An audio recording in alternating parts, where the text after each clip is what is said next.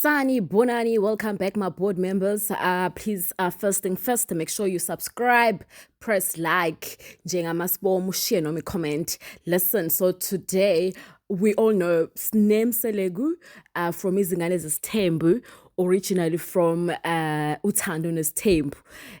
So usine we all know the fact ukuthi yena uma wakhe washona kodwa noma kaMpilo phela washona. Hayi uyatrenda usine ukhiphe izindaba uhambile waya kwi podcast makafika kule podcast wafike waqeqebula akhipha indaba zomndeni wakhipha nezakhe indaba but ke udaba olihamba phambili lokuthi athi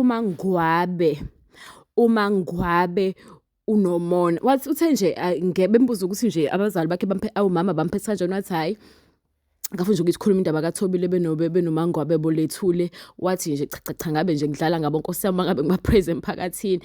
bahodoti labo angazi lutho nje writing ngabo mina angibadingi angibazi wathi nje wesike umangwabe ke wamncisha amaroli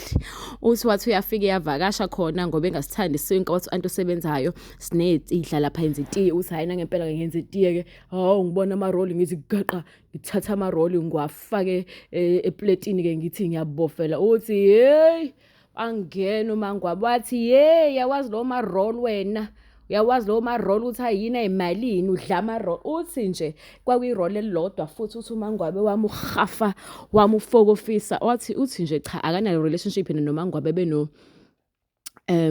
kanjalo benothobile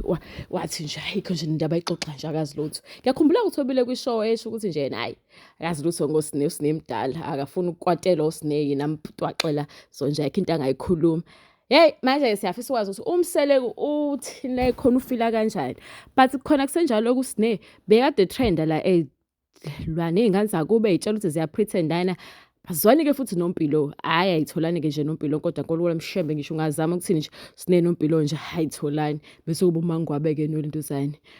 but usine usekhulumile washo ukuthi uyayisola ke washo ukuthi hayi cha impela ingane zakhe bengazinaki nemali ubeyidla indlu imali egrant adla yona le mali abayiholayo kulapha ku TV kodwa ke manje hayi ingqondo isibuyile ngathi ke nje manje usewumother good mother einganeni zakhe noma futhi usefisa ukushintsha indlela zakhe ngoba ingqondo ngathi sibuyile uyavuma ukuthi hayi cha kona walahlekelwa amathuba amaningi ngokuthi angayi esikoleni kuyalena le hayi ake uzwele kusine iqaqabeke ekhuluma ngomangwabe kodwa amangwabe wayincishela ingane irole.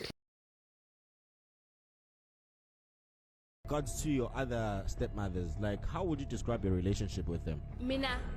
ngiyengilale lapha endlini nginganayo into engizoyidla ngingazi ukuthi ngizodlani so lethu le hayi angifuni umangwabe noma Khumalo angifuni uqamba manga shema ngifuna ukuba praise abantu no ke ngiba praise